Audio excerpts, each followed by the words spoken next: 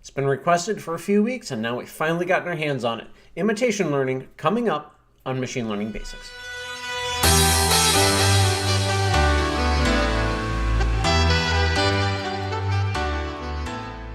Just wanted to take a second to thank all my Patreon subscribers who are helping me with the production of the show. And if you find the show useful, you can check out our Patreon down below. If you're not able to participate with the Patreon, it's totally okay. A like, a share, or a subscription is a great way to help make sure that this series keeps growing. Alright folks, I know people have been asking for me to do a video on imitation learning for a couple of weeks, if not a month by now. And it's actually way easier to do than I thought. So we're going to just get right in there, and we're going to take our Hello World example, and we're going to make a live imitation learning environment out of it so that you can see exactly what you need to do. So the first thing we're going to do is hop into the ML Agents Basics, and we have here our simplest scenario. We're going to open up our main scenario. Now, for those of you who may not remember or may not have encountered this before, I'm going to switch this over to player. And this is our super basic game where you take your marker and you just put it over the target. That's all you do. You have an up arrow, a down arrow. That's all there is to it. Cover the marker as fast as possible, and then the game ends. And that's your score. Number of frames that you're on it within a certain range. That's your score. So that's where we're going to start. I'm going to actually take this project and, this scene, and I'm going to do a save scene as, and I'm going to just pick a new folder here, ML Agents Basics, Assets, and then I'll do Imitation Learning. I'll create a new folder and call this Live Demo. Hop into the live demo and say Hello World, and we'll just pop into there. Assets, Imitation Learning, Live Demo, Hello World. So just double check, make sure we have this one open so that we don't corrupt the previous version of this project. So then we have our simplest game. And at first when I was thinking about this problem, I'm like, okay, so I need to take this game and I need a trainer brain and I need a student brain. And then I need to make sure that they're on the same level so that maybe their physics aren't colliding, or that we have an exact duplicate and that the game state is shared between them. I was way overthinking it. In this case, because it's learning a policy, it's going to watch you over the course of a few games, and it's going to derive the policy, so your game doesn't have to be the exact same as the student is in. The teacher and the student don't have to be identical, just so long as that they're similar enough that the observations from the teacher game can be applied to the student game when they're seen in aggregate. So we take our simplest game and we hit Control D and we duplicate it. And now I'm going to change these names to teacher game. And then change this one to student game. All right, and we're just going to keep this teacher-student naming convention consistent throughout, and it's actually what Unity uses, so that works. Next thing I'm going to do is I'm going to physically separate them so that they don't interfere with each other. So I am going to add a little bit in the X and the Z. I like to move the student further away and visually deprioritize a little bit, because I found that there is I was visually getting confused in some of the more advanced scenarios. So actually making it visually distinct is pretty helpful. So to do that, I'm just going to create a quick new material here and pardon me. All right, make this $gray and then make that the target color of the student game. Right, so, sorry, $red, not $gray. There we go. So I'm just de-emphasizing this so that visually it is distinct. Okay, and then yes, we will do that on the marker. Okay, so we're going to say student target student marker, and I mean you can put those wherever you want in your project. I just have them here for now. And so it's very clear that this is your teacher, this is your student. Now, for this to work, you also need two brains. We have our generic brain. We're going to rename this teacher brain. And we're going to duplicate it and student brain. Now, when we do this, we need to make sure that our teacher game is associated with the teacher brain, as it is, should be. The student game, though, is still, we duplicated it, so that's still associated with the teacher, so we want to mark that over to the student. Now, one of the things we always do is make sure that the game is human playable. So I'm going to make sure that both of these brain types are player for a second, so I can hit play and move things up and down. And we notice that I am controlling both of these markers as they seek out the target. Then we're going to go to the student, and we're going to change the brain type to external. We are going to leave the teacher as the player, because that's going to be you as you play your game, to show the game how to play. At the same time, we are going to make sure that the broadcast is checked for the teacher brain. And we're going to make sure that our inputs are going through this continuous player actions. That's actually pretty valuable because that shows these inputs go through the Unity ML system. So that's used to demonstrate to the student what your input was. So if you have your own input management logic, I don't think the student is going to be able to watch that and understand what goes on. So having these player actions set up is pretty valuable. And then I'm going to save the scenes, and I'm going to build. And I'm going to add this new open scene, and I'm going to click build here. And this is my Python folder, clearly. Do I want to replace it? No, I do not. And so this is live example. We'll overwrite that. And that will only take a second. In the meantime, we're going to go to that folder, go to the Python, and it looks like live example just built. All right, and I'm going to open a PowerShell window here. Type in CMD to go over to command prompt because I don't have a right-click menu to open a command prompt, so I just use PowerShell. And then for imitation learning,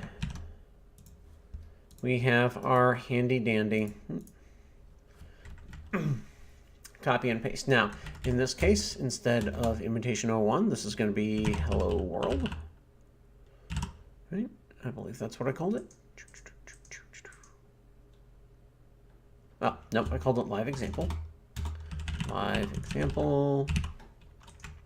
And then a run ID is always very good, otherwise it will just be under generic PPO. We use the -- train so that we know that it trains, -- slow so that it runs at human speed instead of 100 times human speed, and then our save frequency of 1000. And that's fairly important because we want it to save a lot because it doesn't actually take a lot of training for this to do the job. Hit enter and wait for it to start up the environment. There it is. And I'll bring up the Unity window here. Try to leave a little bit of space. And now I'm playing in the front, it's playing in the back, it's trying to mimic me, and it's already starting to figure things out.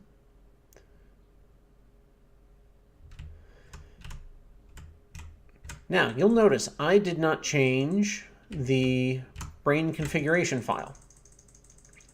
And the reason why I did not change the brain configuration file is because Unity actually already has a teacher brain and student brain defined in that, and the default values for those worked beautifully for this example. So in the spirit of not having to do anything unnecessary, I just went ahead and left it alone because it works perfectly well for this example, but I'll show you what those settings look like here in just a second. So you can see in this lower window, although it may be hard to read on YouTube, that we've played a few games. It's actually gone through thousands of steps, so it kind of keeps retraining on what we do, and its mean reward has gone from 10 to 20 to 22, and the standard deviation of reward has gone from 9 to 1.8. So it has gotten much better at this game. Now, is it as optimized as if it had gone and learned from just trial and error? Well, at the 4,000 steps stage, it might actually be a little bit better than if it had randomly tried, but there's certainly, when we did a longer training, I'm just going to break out of it. So we got to the 5,000 mark or so. It can absolutely optimize once it, really starts training and getting somewhere. Like, we've done live training of some of these, and it's gotten extremely good, very, very high rewards, especially on this trivial example. However, as your problem gets more complex, the ability to optimize that gets a little bit tougher. So we're going to go to Models again, and I'm going to do Live Example. And there is my bytes file. Hop back into Unity. Bring over that bytes file. And then I will change both of these brains to be internal, and they're going to use that bytes file. So that now we can just hit play, and we can see the game being played by our ML agent. Again, is this training-wise better than it could get? No, probably not. I see little spaces where maybe it could move a little bit faster, but it seems to do pretty well. It gets a pretty high score, and I mean, we just trained that in a couple of minutes. Like, that was super fast. So how does this work on a more complex problem? Oh, before I do that, trainer config. So we open up our trainer config, and inside here there is a teacher brain. All right. Oh, and there is, I'm sorry, there is not a teacher brain. There's only an entry for the student brain, right? It knows that it's doing imitation learning. It has a maximum possible number of steps, summary frequency, and then what brain to imitate, and that's where the entry for teacher brain is. Now, one of the other things that's interesting about this, because we stopped it early, right? We stopped it before it hit this 50,000 steps. We can actually go back and use the -- load command along that command line, and it will pick up where it left off, and we can continue to train it, which is really nice, because then if you're playing as the teacher, you can do it in multiple small batches. You don't have to just sit there and do it all in one go. That's super nice. However, I will say one of the downsides is you can't continue it with your traditional machine learning techniques. What I was really hoping was I could show it how to play the game as a human plays the game, right? Give it a good baseline of, this is what your objective is. So it doesn't spend huge amounts of time trying to determine its objective, and then allow it to go through the traditional ML approach and be able to refine and optimize the human solution so that it becomes a superhuman solution. Didn't quite get there. When I tried to load this and run it under standard PPO, train it under standard PPO, it gave me a load error, said that some of the parameters weren't there.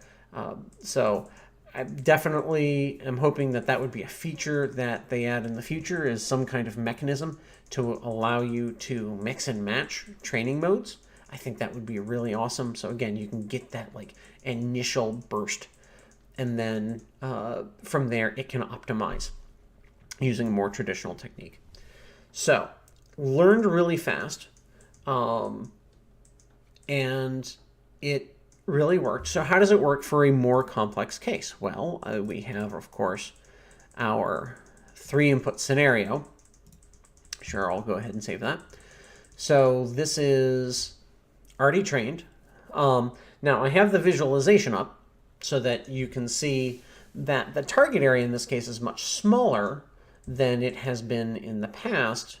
When it was this small previously, it wasn't successful. But now, because I, as a human, was training it, it didn't have to search the entirety of the game space for the reward area. I already knew where it was, so I could show it and teach it where it should go. Now, as you'll notice, it's doing okay. That said, this game is very hard, and even when I was playing it, I had a fair number of problems playing it very well. It was pretty tricky. We knew that this game was a difficult game, but that was a very good result. And again, this was all trained in human time. I did a number of sets of training. I didn't all do it in one setting, and certainly I didn't have a great time the first few times that I played this game. I've actually learned how to play this game much, much better than I had before, and so I was kind of imparting that knowledge onto the computer. But one of the things that I noticed as I was playing this, I played a couple of really long sessions, and I started getting better and better. Like, oh yeah, I'm getting really good at this game. This is great. And then I noticed something else. I'm like, is this getting slower? It seems like it's getting slower. And then it was definitely getting slower. And that's why I was getting better, is because the game was actually slowing down. That it wasn't running at full speed, so it was giving me more time to react to the scenario, and then I was getting way better. I'm not sure what's going on there. I'm not sure why we're seeing over time the overall pace of the game slows down, especially since this game is so simple, right? Yes, I mean, this 3-rocket scenario, the 3-input sample is more complex than the Hello World example, but it's still not that complex an example. And I feel like seeing this kind of slowdown is concerning. So I do think that there's an issue there.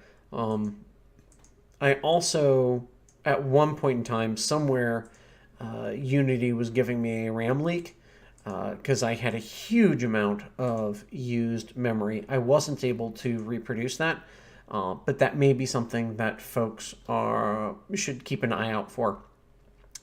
It is still very early for a lot of the software, right? This is the first real release with imitation learning in it, so I'm not surprised that there are going to be some bugs and kinks along the way. So hopefully we can get that performance thing ironed out.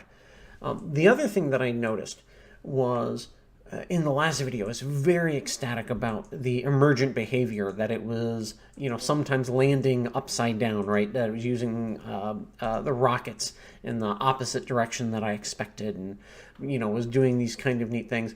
Because it's mimicking a human player, these systems are much, much, much less likely to provide you with surprising or emergent behavior.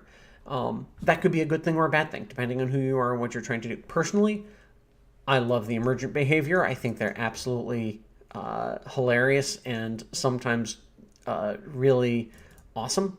Always surprising, sometimes awesome. But you may feel other ways, especially if you're going for a very specific behavior. So I do have a comparison here of some of my trained ML agents as they land. So in the front, this is actually the ML agent trained on PPO. This one is the 10 million. And then, as you'll see in the back, there are 3 different human-trained models. And so you'll see that they do kind of behave differently. The one in the front, I think, does crash a lot more than the ones in the back do. I think the ones in the back generally do much better, and those are the ones that are trained from imitation learning. So considering that these were all trained in a few minutes each, tens of minutes, and then the one in the front was trained over 10 hours, I think that says a lot for the potential power of imitation learning. I'm very excited to see some of the things imitation learning can do. I'm not completely sold on using imitation learning for everything, but I think it's going to be a wonderfully powerful tool. And as you saw, it's not that hard to implement. So I encourage you to go out and give it a shot right out of the bat, see what you think of it. The next thing that I think I really want to try with this problem, again, we're in that really challenging, we've successfully gotten some progress, but it's so challenging that we haven't gotten a super perfect agent. It's right in that difficult but not too difficult zone. I want to do two things. One is curriculum learning. I think by having the target area start off large and then shrinking it and making the problem harder that way, that might be a good thing for curriculum learning. And the other thing that I think probably should definitely do is for this kind of comparison, I would like a synchronized game so that all of these agents are playing the same game, and then we can see the differing scores that we get from each of these agents so that we can do some real legitimate comparisons between trained agents so that we can figure out, which ones really are behaving better overall, and then also see if we can identify edge cases where we think some might be more suited than others, because there's nothing saying that we can't actually switch brains at runtime if we think that some trained brains are better for some things than others. So that's kind of my thought. As always, I'm open to comments, questions, suggestions, especially from my patrons on Patreon, and I'm happy to help however I can. Code will be going up on GitHub, so check that below. The Patreon's below. Comments all go below. And guess we're pretty much wrapped up for this time, so until next time, happy learning.